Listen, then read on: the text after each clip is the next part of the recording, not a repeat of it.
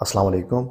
लोगों की अक्सरियत नहीं, लेकिन फिर भी बड़ी तादाद में ऐसे लोग दुनिया में ज़रूर मौजूद हैं जिनको कमर के दर्द ने तंग किया होगा। लाइफ में कभी ना कभी इस मसले से आप दो चार रहे होंगे। ऐसे लोग आपको बहुत मिलेंगे जो कमर के पट्ठों में खिंचाव की शिकायत करेंगे।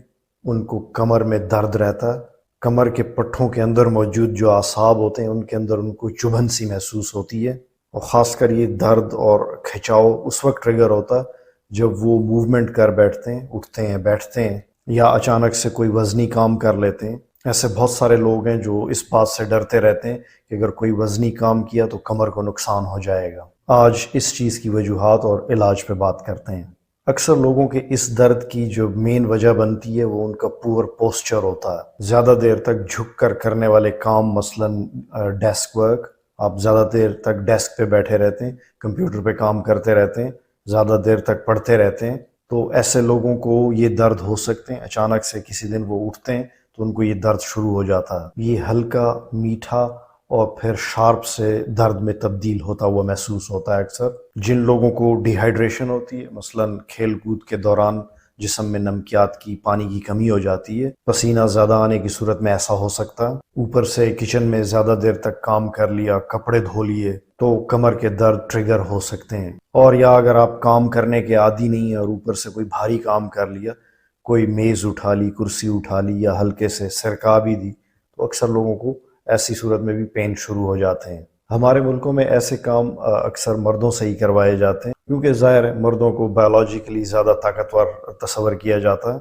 लेकिन अगर मर्दों के पट्ठे भी प्रैक्टिस में ना हो तो उनको भी ये दर्द शुरू हो जाते हैं। तो इसलिए पट्ठों का और आसाबी तौर पे मजबूत होना शर्त है, मर्द और औरत होना शर्त नहीं है। आपने अक्सर देखा होगा औरतें ज़्यादा मुशक्क़त करती हैं घर के अंदर। जो काम औरतें कर रही होती हैं वो अगर मर्द करने लगें तो वो जल्दी थक जाएंगे, उनको औरतों के मुकाबले में ज़्यादा बॉडी पेन्स होना शुरू हो जाएंगे। वो बात सारी प्रैक्टिस की होती है। तो अगर औरत की सेहत अच्छी हो तो वो भी भारी भरकम काम बड़ी आसानी से कर लेती हैं। आप अगर खातून हैं तो आपको भारी काम करने की प्रैक्टिस होनी चाहिए, ये एक अच्छी बात है। लेकिन अगर आप मर्द हैं या खातून हैं, आपकी सेहत ठीक नहीं है, तो फिर इस काम में रिस्क तो ज़ाहिर मौजूद है।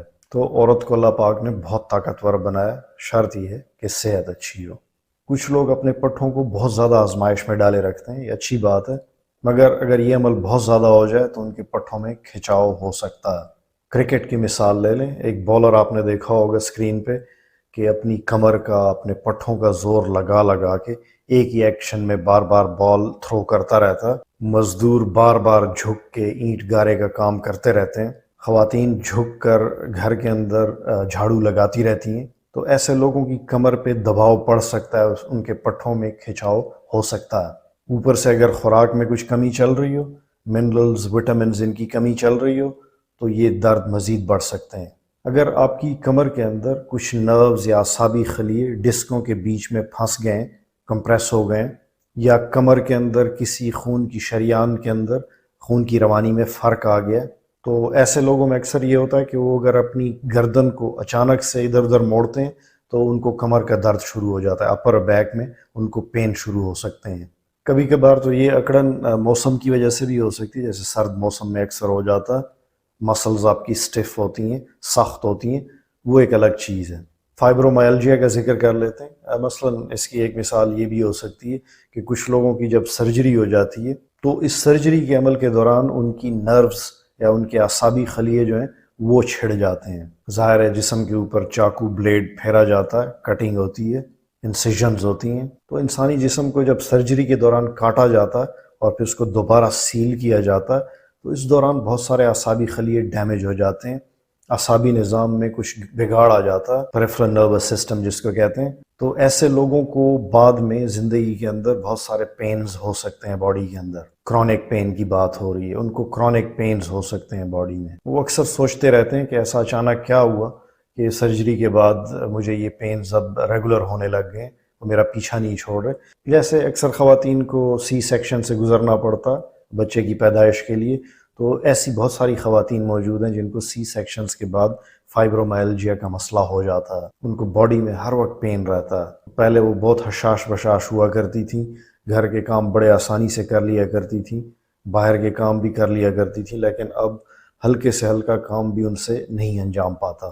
یہ اعصابی درد کی شکایت ہوتی ہے، کیونکہ سرجری کے عمل کے بعد ہمارا اعصابی نظام جو ہے بڑے منفی طور پہ متاثر ہو سکتا ہے۔ ان کے اکثر پٹھے کھنچے رہتے ہیں، چارپائی سے اٹھا نہیں جاتا، اٹھ جائیں تو کام کرنے میں دل نہیں لگتا، بہت جلدی تھک جاتے ہیں اور واپس چارپائی پہ آ جاتے ہیں۔ پورا گھر پریشان ہوتا ہے، کیونکہ ظاہر ہے خاتون کی صحت اور زیادہ امپورٹنٹ ہے، پورا گھر اس سے متاثر ہو سکتا ہے۔ تھوڑا سا کام کرتی ہیں تو جان پہ بن آتی ہے، اکثر کام ادھورا چھوڑنا پڑتا ہے، درد کی دوائیاں مسلسل استعمال ہو رہی ہوتی ہیں، سمجھ نہیں آ رہی ہوتی کیا چل رہا ہے۔ اچھا، اگر کچھ لوگوں کو زندگی میں کسی موقع پہ کوئی چوٹ لگی ہو تو وہ بھی گاہے بگاہے تنگ کر سکتی ہے، اور ایسے لوگوں کو بھی کمر کے درد ہو سکتے ہیں۔ ان لوگوں کو کمر کے درد اکثر تنگ کرتے رہتے ہیں۔ اس کے علاوہ ایموشنل سٹریس، ذہنی دباؤ، یا وہ لوگ جو ڈپریشن کا شکار ہوتے ہیں ان کو بھی باڈی کے اندر بہت زیادہ پینز اٹھتے ہیں، ان کو بھی اکثر کمر کا درد رہ سکتا ہے۔ یہ لوگ بھی اکثر اپنے دردوں کی شکایت کرتے رہتے ہیں۔ یاد رہے کہ سٹریس یا ذہنی دباؤ اور ساتھ ساتھ پیٹ کے مسائل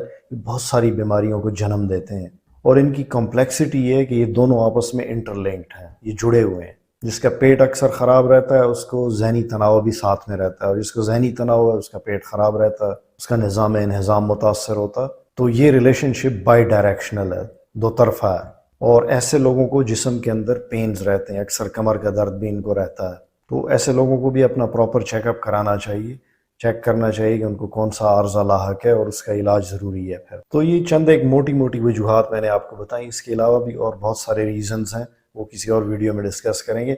اب میں کچھ سپلیمنٹس کا ذکر کرتا ہوں، اگر آپ کے اندر کوئی کمی چل رہی ہے تو وہ اس سے امپروو ہو جائے گی۔ بہت سارے لوگوں کے مسائل ان سپلیمنٹس کے استعمال سے بھی حل ہو جاتے ہیں۔ تو ان سب میں سب سے پہلے ذکر آتا ہے وٹامن ڈی کا۔ سب سے پہلے آپ نے اس کی طرف دھیان دینا ہے کہ جسم میں وٹامن ڈی کی کمی ہے تو اس کی کریکشن کرنی ہے آپ نے، کیونکہ اگر اس وٹامن کی باڈی کے اندر کمی آ جائے تو باقی آپ جتنا بھی زور لگا لیں آپ کو کوئی فائدہ نہیں ہونے والا، آپ کے درد جا نہیں پائیں گے۔ اچھی خوراک کھائیں، انڈا، مچھلی، اپنے جسم کو دھوپ لگوائیں، تو یہ خون کا ایک ٹیسٹ ہوتا ہے سادہ سا، وہ آپ کروا سکتے ہیں، اور آپ کا وٹامن ڈی اس میں 50 سے 100 کے بیچ میں آنا چاہیے۔ اس سے کم ہوگا تو آپ کو مسائل ہوں گے، اور کمی کی صورت میں روزانہ آپ نے 5000 سے 10,000 انٹرنیشنل یونٹ والا ایک کیپسول لینا ہے۔ اگر وٹامن ڈی مسلسل لینے سے بھی آپ کو زیادہ فائدہ نہ ہو تو اس میں میگنیزیم بھی ایڈ کر دیں، کیونکہ یہ دونوں ایک دوسرے کو کمپلیمنٹ کرتے ہیں، اس سے آپ کو زیادہ فائدہ ہوگا۔ مثلا میگنیزیم گلائسینیٹ کی بات کر لیتے ہیں، یہ تھوڑا سپیریئر میگنیزیم سالٹ ہے، تو اس کی ڈوز 200 سے 400 ملی گرام تک ہے، ہفتے میں 2 سے 3 دن تک آپ یہ لے سکتے ہیں۔ اگر آپ کو گردوں کے مسائل ہیں، گردوں کی کوئی بیماری لاحق ہے تو آپ میگنیزیم نہ لیں یا ڈوز بہت کم رکھیں۔ اگر جسم میں وٹامن B1، B6، B12 کی کمی آ جائے تو کمر کے درد بہت زیادہ ہو سکتے ہیں۔ یہ بی کمپلیکس وٹامنس اعصابی دردوں کا ازالہ کرتے ہیں، اور یہ پٹھوں کے اندر موجود اعصابی خلیوں کو طاقت بخشتے ہیں۔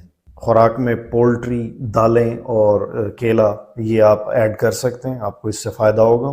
لیکن اگر کمی ہو، جو کہ اکثر لوگوں میں پائی جاتی ہے، خوراک کی کمیوں کا جو شکار ہوتے ہیں، تو ہفتے میں 2 سے 3 دن آپ کو یہ بی کمپلیکس وٹامن لینے چاہیے۔ وٹامن ای یہ ایک اینٹی آکسیڈنٹ ہے، اور یہ پٹھوں کے اندر سوزش یا انفلیمیشن کو کم کرتا ہے۔ یہ نٹس، بیجوں اور پالک کے اندر پایا جاتا ہے۔ اگر اس کی کمی بہت زیادہ بڑھ جائے، ہوتی تو یہ ریئر ہے، لیکن اگر ہو جائے تو اس کو آپ سپلیمنٹ سے دور کر سکتے ہیں۔ یہ سپلیمنٹ آپ کو زیادہ دیر تک نہیں لینا چاہیے، اس کی ضرورت نہیں ہوتی۔ 2-3 ہفتے تک آپ اس کو ہفتے میں 2 سے 3 بار لے لیں تو یہ کمی دور ہو جاتی ہے۔ تو وہ لوگ جو اس کو اس مقدار میں لے لیتے ہیں ان کو پٹھوں کے درد زیادہ تنگ نہیں کرتے، لیکن مقدار اتنی استعمال کرنی ہے جو میں نے بتائی، یا آگے ابھی بتانے لگا ہوں تھوڑی مزید تفصیل۔ اس سے لوگوں کا چہرہ بھی تر و تازہ ہو جاتا ہے، ان کے چہرے پہ ایک فریشنس آ جاتی ہے، گلو آ جاتی ہے، کچھ لوگوں کے بال بھی اس سے بہتر ہو جاتے ہیں۔ تو اسے ہفتے میں 1 سے 2 دن سے زیادہ آپ نے نہیں لینا۔ ڈوز اس کی 200 سے 400 ملی گرام ہے، ایک ٹائم میں آپ 200 سے 400 ملی گرام تک اس کے لے سکتے ہیں، اس سے اوپر آپ نے قطعی طور پہ نہیں جانا۔ اتنی مقدار میں لیں گے تو اس کی کمی دور ہو جاتی ہے، اور آپ واضح فرق بھی محسوس کرتے ہیں۔ ہفتے میں میگزیمم اس کو 3 دن تک لیا جا سکتا ہے، اس سے اوپر نہیں۔ آپ اس سے اندازہ لگا لیں کہ وہ لوگ جو روزانہ اس کو استعمال کرتے ہیں اور لمبے عرصے تک استعمال کرتے ہیں، ان کے لیے یہ ٹھیک نہیں ہے، ٹاکسک لیولز کو ٹچ کر دیتا ہے۔ زیادہ لے لیا تو اس سے خون شدید پتلا ہو سکتا ہے اور انٹرنل بلیڈنگ ہو سکتی ہے، جسم کے اندر بلیڈنگ ہو سکتی ہے۔ اور اگر ایسا کوئی شخص ہے جو ساتھ میں خون پتلا کرنے والی دوائیں پہلے سے لے رہا ہے، مثلا ایسپرین یا کلوپیڈوگریل، اور اوپر سے وٹامن ای بھی اس نے شامل کر لیا، تو اس کو مزید انٹرنل بلیڈنگ کا خطرہ ہے، ناک سے بھی خون آ سکتا ہے۔ بچوں کو اگر وٹامن ای دیں تو ان کو نوز بلیڈ شروع ہو جاتے ہیں۔ اس وٹامن سے ڈرنے کی کوئی ضرورت نہیں، بہت اچھی چیز ہے، لیکن ہفتے میں آپ نے اس سے 1 سے 2 دن تک لینا ہے، آپ کو اس سے بہت اچھا محسوس ہوگا، اس سے زیادہ نہیں کرنا۔ تو یہ تھا آج کا موضوع، دیکھنے اور سننے کا بہت شکریہ۔ اللہ پاک آپ کو بیماریوں اور پریشانیوں سے محفوظ رکھے، دعا میں یاد رکھیے۔ فی امان اللہ۔